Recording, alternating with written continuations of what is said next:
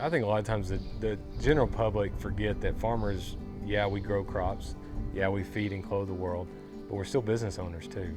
We've got to make a profit. And if a farmer doesn't make a profit, he's out of business. And I also don't think the average consumer understands the amount of risk and capital it takes to just grow that food.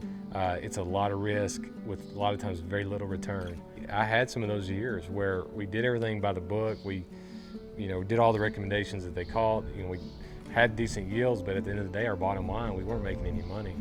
And so that was one of the things that really started making me think, man, maybe there's a better way of doing this.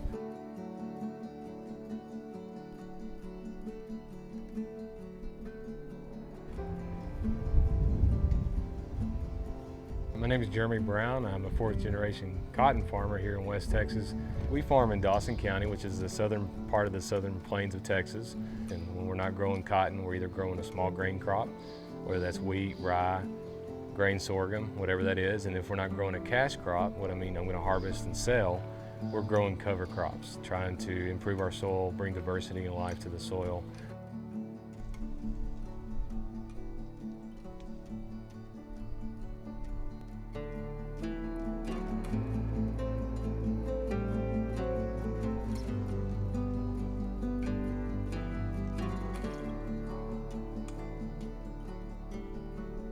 When I was a kid, I remember my great-grandfather still farmed, and so that's what's great about farming. And most of the time, it's a multi-generational business, and so grew up watching them farm, learning from them. But I will say today we farm totally different than the way they farm. Now we're starting to see, well, if we can use herbicides and different technologies, or even on the organics where we can use cover crops to help the soil, I think it really brought about some significant changes that they just didn't know any different.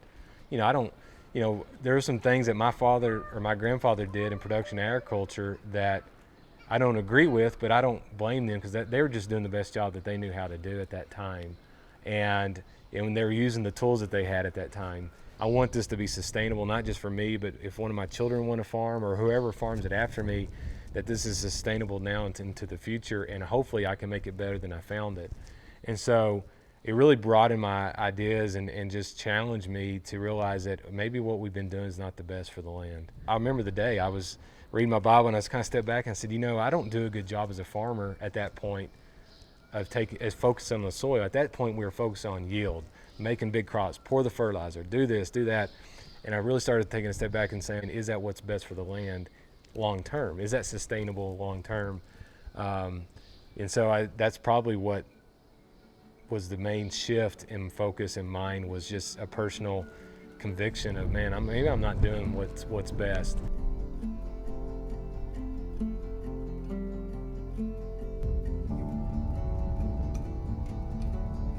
Now we're starting to realize that maybe monoculture year on year is maybe not the best for the land. We're realizing that maybe if we can decrease our disturbance, that's better for the soil, it's better for the life that's within the soil. If we can integrate livestock, that's better for the land. The problem in production agriculture is whatever changes you make, to quantify what you're doing, one, is extremely challenging, and two, it's a 5 to 10 year process. I mean, you got to stick with it 5 years before you really start seeing some improvements and changes into your land, and that's challenging. I think it's really important that, for me, that's what we spend a lot of time focusing on is the soil. It's the life to what we do. It's a living, breathing ecosystem that we don't even fully understand, and all we see is the results, and we don't understand what's all going on underneath the ground. I just think over time we're learning and growing, and there's just been so much change and production agriculture. It makes it fun. I mean, I feel like things are changing at a rapid pace, and so it's awesome to be a farmer right now, and it's got its challenges, but yet I think the opportunity is great.